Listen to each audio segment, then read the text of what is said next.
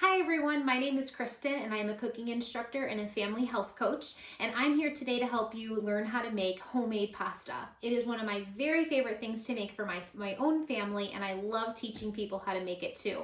Really, there's nothing quite that defines Italian cuisine like fresh pasta.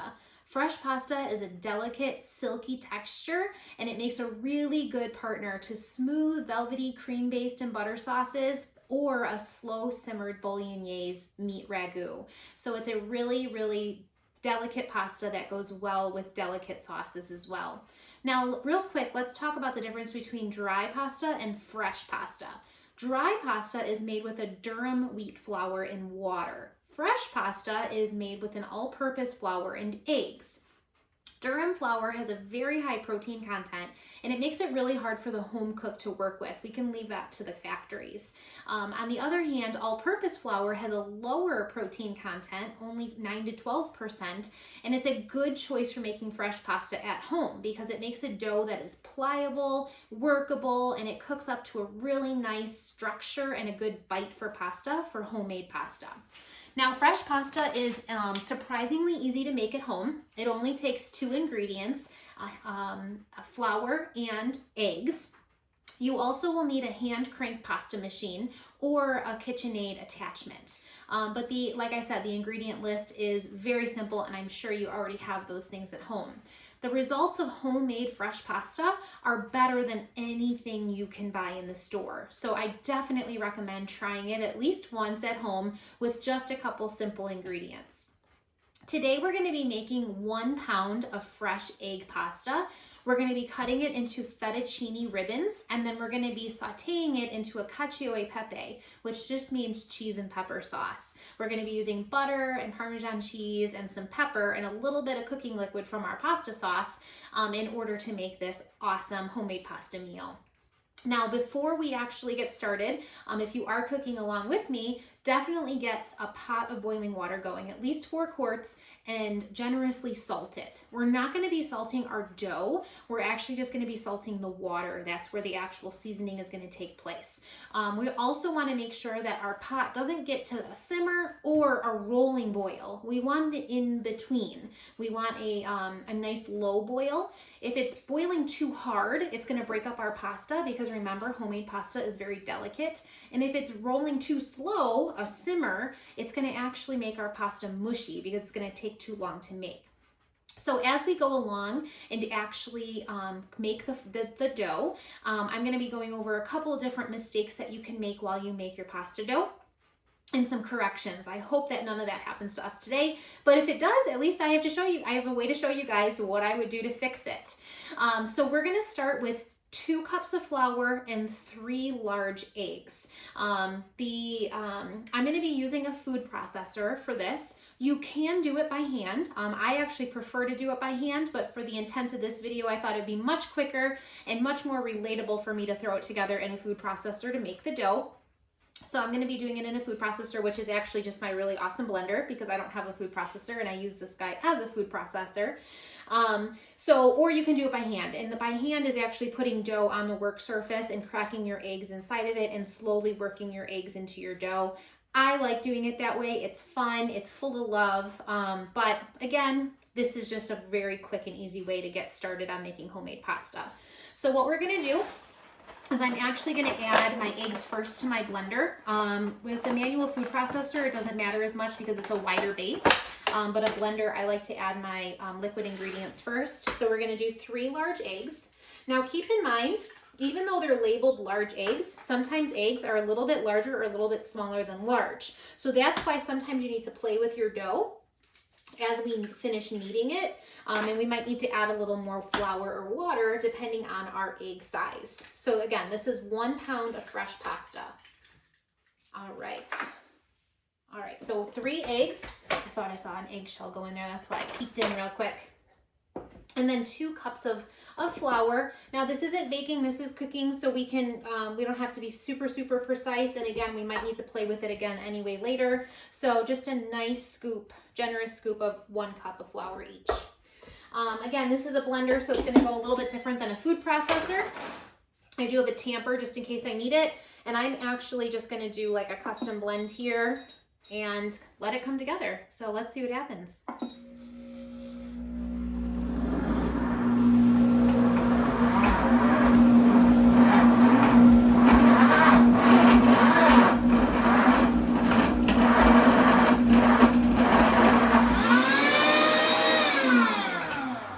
15 seconds and we have pasta dough. Can you believe that? Isn't that crazy? And you see how adding the liquid first really helped blend all those dry ingredients. And again, because of the shape of this, I did tamp it down a little bit because I didn't want the blades to get jammed. So then what we're gonna do is we're gonna make sure we have a clean work surface. I am going to sprinkle a little bit of flour on my work surface. It's just something that I learned as a habit to do, just so that your dough stays floured. And we're going to go ahead and dump our dough. Give a little bit of help in there. This one is a little sticky, so it's good I floured my surface because I can feel that it was a little stickier than normal, but I'd rather a little bit of sticky dough than really dry dough. I like being able to play with that more than dry dough. So all of our dough came together. We don't have many little bits, which is really awesome. And what we're gonna do is we are gonna knead this for about 2 minutes. And the reason we're gonna knead it is because we need it to look nice and smooth and consistent, and we don't want it all pebbly like this because we're gonna have to eventually roll it. So as we're kind of kneading it, you're just gonna add a little love to it, and we're gonna knead it in our flour, and you're gonna fold it and knead it, and it's gonna become just this really nice pliable texture, and it's gonna be real smooth. Now, I'm gonna say that the pasta gods were watching over me, and this dough is nearly perfect. I don't really have any errors with this dough that I need to play with, so let me explain to you a couple things that could happen with your dough if you're finding yourself in that situation. So first of all, you can have too much flour, which means oftentimes that manifests in it being too crumbly, or if you try to roll it and the dough is falling apart. All you need to do is add a little bit of water, okay? Now your dough will have small pebbles in it usually, but this will have too many small pebbles. It'll just be pebbly dough. It won't come together at all for you. So you're gonna be adding water about a half a teaspoon at a time to your blender or food processor until the dough then comes together. I don't want this to tip over, so let me just make sure it's locked on there. There we go. I don't want to knock it over in all of this until it comes together for a rough ball. And just a half a teaspoon of water at a time, okay? A little bit goes a long way. The other thing that that can happen is there's not enough flour and your dough's too sticky. And on first touch to this dough, I thought that might have been the case. But having this flour on my work surface, it really came together very easily. So if the dough is too sticky, that means that it's sticky to the touch, or it's getting stuck in your rollers when you start to roll out your pasta dough. So what you should do then is you're gonna add flour to your mixture, about a tablespoon at a time, and you're gonna continue processing the dough until it all comes together again into like a rough ball, okay? It's much easier to work with pasta dough that has the right amount of flour added at the outset, obviously, when everything is still in the processor, rather than trying to incorporate it on your table, okay? A couple of other things that could happen is your dough is not rested. So if you guys noticed, I don't know if you noticed in the camera, but I already have some dough sitting here that's been resting for a while because dough needs to rest after we work it. Do you see how different that looks? Okay, so we have a nice yellowy dough that is very soft. This one's a little bit harder. It's a whiter dough because we need time for our glutens to rest. Now, if your dough is not rested, it's gonna be super hard to roll out. The sheets will never get thin enough. It also will snap on you. So if I were to try to break, see how it just snaps? It doesn't stretch nicely, it just snaps. So we need our glutens to rest nicely for us until we start rolling them out. The other thing that could happen is that your dough is too thick. Now, you don't typically notice this, unfortunately, until you go to cook your pasta, and all of a sudden you have doughy, chewy, rough pasta. The edges are dry and tough. Oftentimes this happens when you have filled pasta like ravioli, tortellini, things like that, or if you're making a thick pasta like a fettuccine, and all of a sudden your dough is just too thick. Because there's egg in here, your pasta is going to puff up, okay? It's gonna it's going to expand. And so that's when you're going to realize that it's too doughy and chewy. And unfortunately, at that point, there's not much you can do to fix it. So just make sure that when you're rolling your dough, you're always being patient with it and you're not settling. I tell my kids that all the time, don't settle. And you're not settling and you are rolling it thin enough. You usually want to go to about the second to the last setting to roll out your pasta to an appropriate width, okay? So this guy is about ready now just to be wrapped. And since I already have a pound of pasta dough, I'm actually gonna, after all of this, he's going in plastic wrap right now, but I might just freeze this dough actually for another use because 2 pounds of pasta is a lot in the family. Because the problem is homemade pasta is so delicious that we tend to overeat it. So we don't need extra pasta dough laying around. So I'm gonna put this guy to the side. Typically you would rest it for about 15 minutes. At this point, it would be a great time for you to prep maybe a salad, get another glass of wine, just sit and chat, wait for the dough to rest. And then you'll be much happier when you go to work it to actually roll it out. Okay, so that guy's gonna go to the side. And we're actually gonna work with the dough. This dough's been sitting for about an hour now. That's not typically how long I wait for dough. Normally I'm more towards the 15-minute side because I got other things to do. But with all the prep and everything, he sat for an hour. So I'm gonna unroll him. My food and my tools always end up with pronouns. They always end up being male. I don't know why. And you'll notice, do you see how easy this stretches? It's not snapping on me. So this is a good dough. So we're just gonna work it a little bit just so that it gets soft in our hands. Not enough to overwork it or reactivate all those glutens because we just spent all that time resting those glutens, but we do want to warm it up a little bit because we got to get it through our pasta roller now, okay? So when we roll pasta, you can use a hand crank or I do have a KitchenAid attachment, but this is super accessible and easy to get. It's relatively inexpensive. I got this on Amazon. I think it was $30 or $40. It has the roller, and then you'll see in a little bit, we'll add our attachment as well. Most of them come with a fettuccine blade and a thin spaghetti blade, okay? So just very simple. But I love using the roller because you can make other things besides pasta with the roller. You can roll out some little pie crust, you can roll out pierogi dough, you can do all kinds of fun stuff with a little roller. So that's something easy to store as well.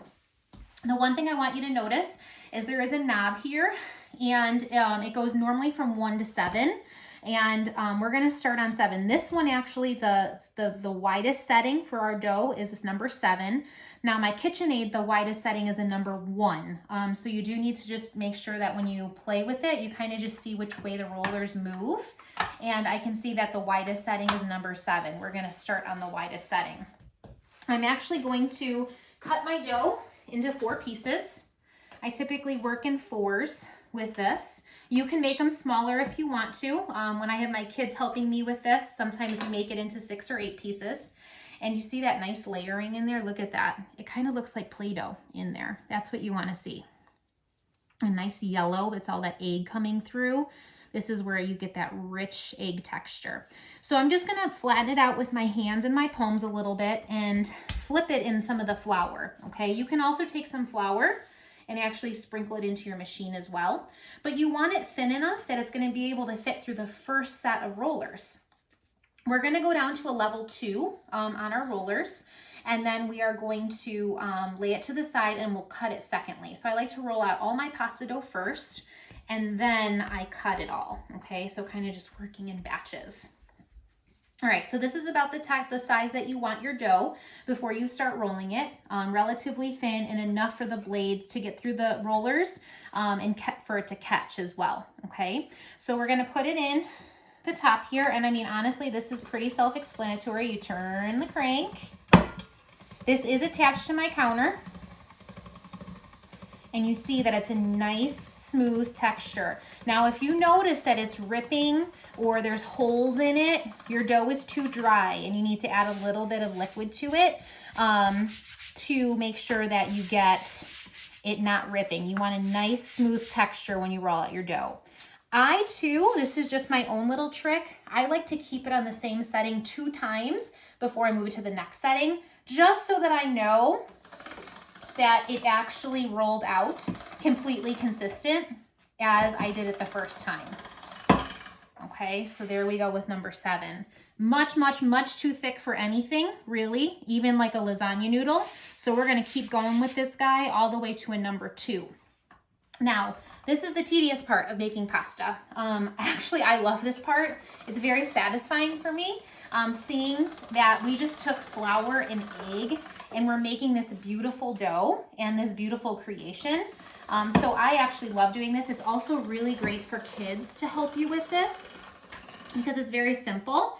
And again, they get to see what they made very quickly. So I love doing this with my family. And the reward of eating it is just never disappointing, always so good. All right, we're gonna roll this guy through a couple times. We still have 3 other pieces. So while I'm doing this with you guys, I do want to just point out, if you do decide to just leave this as a sheet and make filled pasta, like ravioli or tortellini, there are a couple of tricks that I want to give you about that. We aren't making that today, but I can definitely teach you how to do that without a problem. So when you make a filling, you're gonna have this long sheet of pasta, just like we've been rolling out, and you're gonna wanna go really thin. In fact, when you make rolled pasta, tortellini or ravioli, you're gonna wanna make sure that you actually can kind of see your hand through the dough, okay? You want it nice and thin again, because remember, it doubles in size, it puffs up. So I would go thinner than the second to the last level. I go all the way through all of the levels for a ravioli or a tortellini, okay? So like this still might be too thick for a ravioli or tortellini. You can't exactly see my hand through it yet. Let me lay this to the side. Now I'm only making 1 pound of pasta, so I don't need to cover it right now, but if I were making maybe 2 pounds, 3 pounds of pasta, I would get out a clean kitchen towel and I would go ahead and cover my sheets of dough so they don't dry out around the edges. But I'm just gonna lay this on the back counter, a nice clean space, and then you can cover it with a kitchen towel if you feel necessary. So I would keep going with that. I'm gonna turn this back to number 7 to do my second round of dough. And we'll talk a little bit more about ravioli and tortellini. So when you make those, you want to make sure that whatever filling you choose for it is spoonable, okay? You don't want it liquefied. You want to make sure that it can be mounded on your pasta sheets and it's moldable, okay? So you don't want it liquidy. You want to make sure that it has kind of a moldable form to it. Also, you want to make sure that you don't want big chunks of food in it. You want it to be a fine texture because you don't want to cause any tears in your pasta, even in small amount, and you want it all in small amounts. So if you were to do like mushrooms, you don't want to put big chunks of mushrooms in there. You want to try to process them very small so that you don't tear any of your pasta when you are filling your ravioli or tortellini. You also want to make sure that your fillings have a relatively low moisture content, which means that you don't want to be adding sauces to your ravioli or your tortellini. You want to make sure that they are not tomato based or something you can't take the liquid out of it. So again, like mushrooms, I know there's oftentimes a lot of mushroom pastas out there, which is amazing and one of my favorites. You'll notice in recipes they have you cook the mushrooms before you actually fill your ravioli, because cooking the mushrooms down actually takes a lot of the liquid content out of it. So you want to make sure it's a low content. You don't want it oozy, okay? Ground meats are a great thing. Just make sure they're chopped nice and finely. You can also do thick creamy cheeses like a ricotta or a mascarpone or minced minced cooked vegetables, like I was saying before, like the mushrooms or hearty greens, so like a spinach.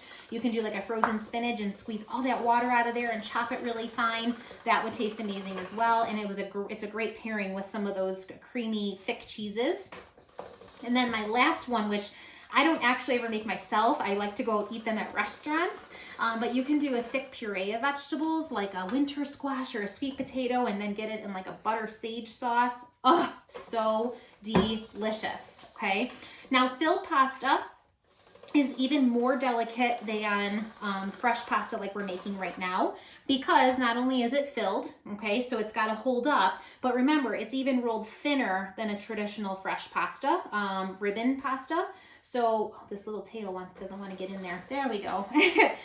So that is very delicate. So when you cook it, again, you want to make sure that it's in a a slow boil, not a rolling boil, and that you actually work in batches. So you want to do your pasta actually in batches in your liquid so that you don't overcrowd them.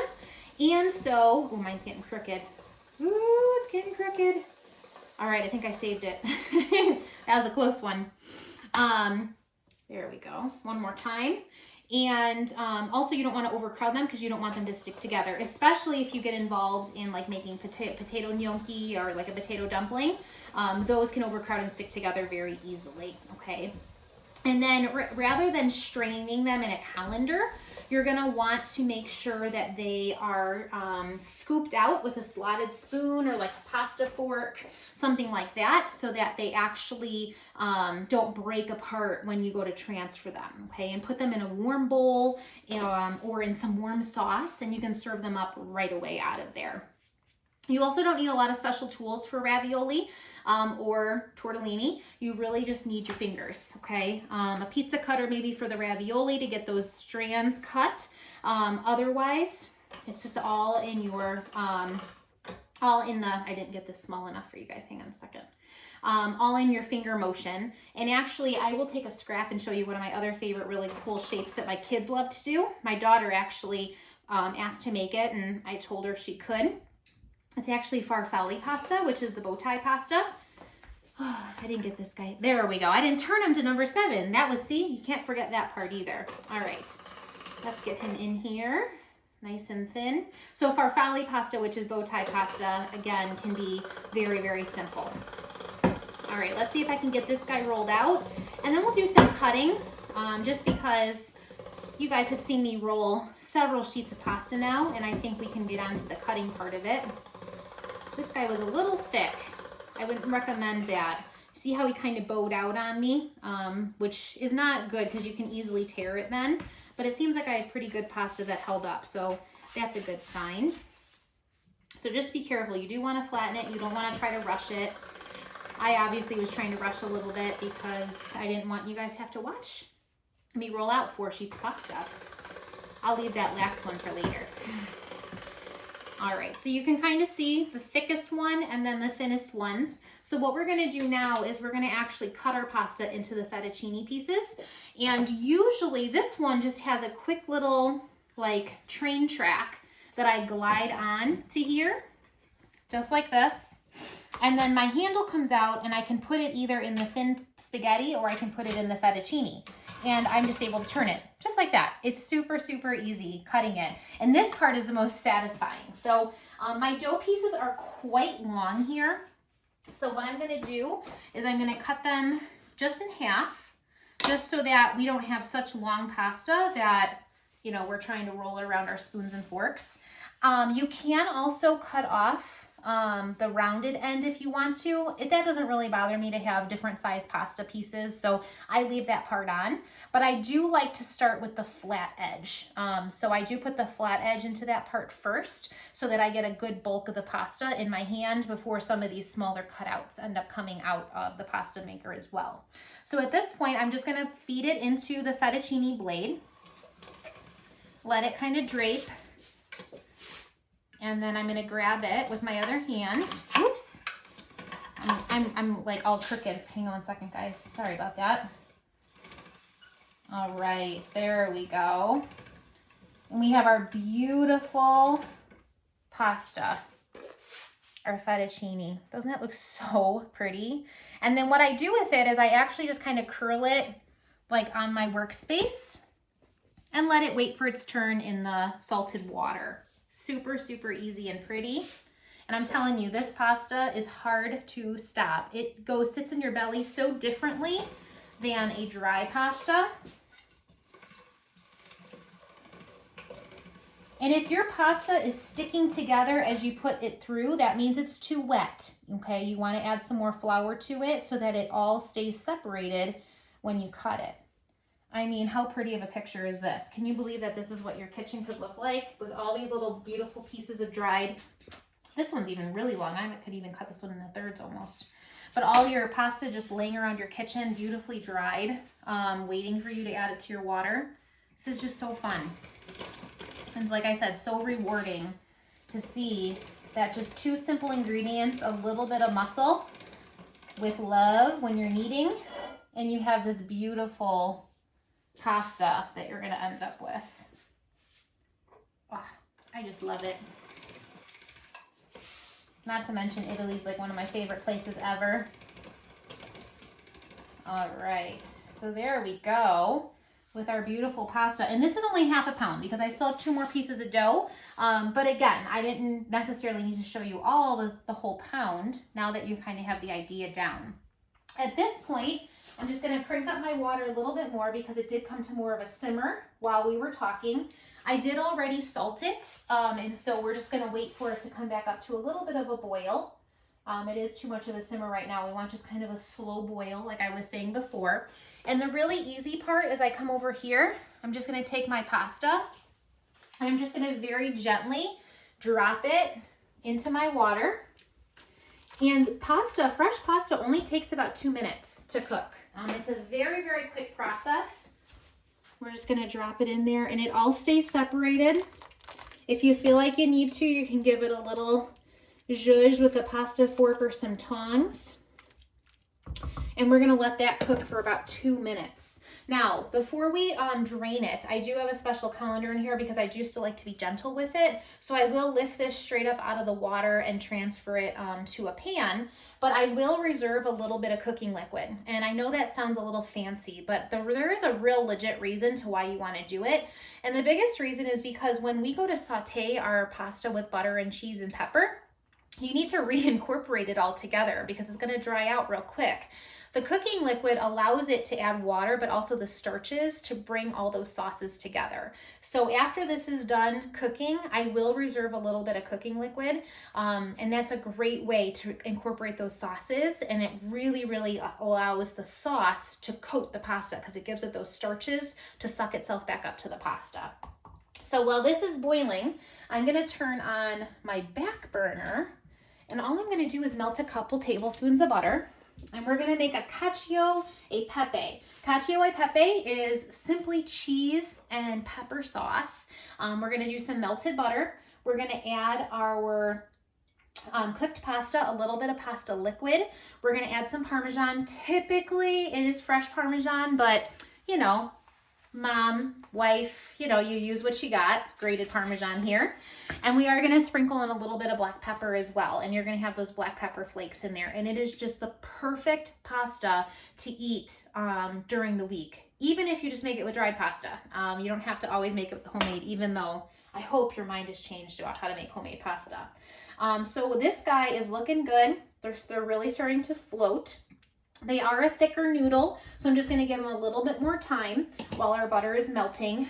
And the other thing too is we can actually take it out just a tad bit beforehand because since we're sauteing it and putting it in another pan, it's gonna continue cooking in another pan. So it's okay if this is still got a little bit more of a bite than we'd like because it's gonna continue cooking with the butter and the cheese and the pepper. And then we're gonna go ahead and plate it up for all of you guys to see. I wish you could be here to taste this. This is amazing and I'm thoroughly gonna enjoy leftovers. All right, so let's see how this guy looks and tastes. Okay, let's see.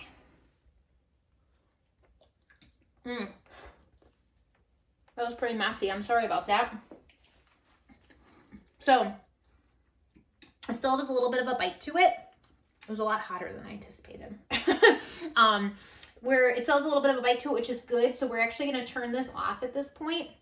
I'm gonna reserve a little bit of that cooking liquid, you know, just like a half cup or so. And I'm just using kind of like a little silicone bowl just so that we have that on the side here. And then I'm going to drain my pasta. See, just nice and delicate, but you can see how much more delicate that is than a typical dry pasta. I mean, it definitely just looks like ribbons, okay? Isn't it amazing that just flour and egg can make this? And we're gonna go ahead and put it in our pan with our butter. And using our pasta fork or some tongs, we're gonna go ahead and just stir it up with the butter so that it's all nice and coated.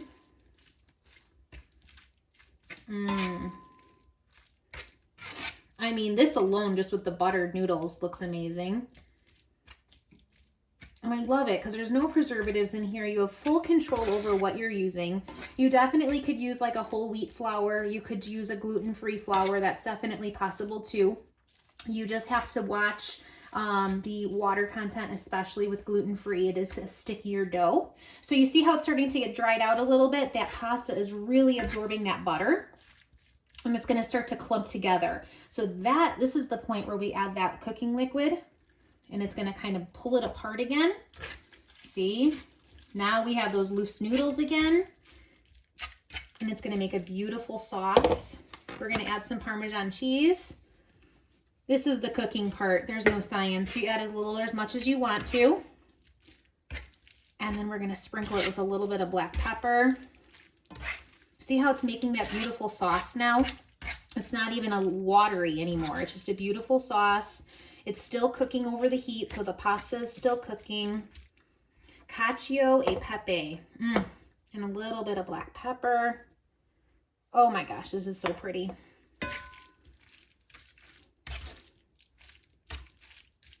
Look at this.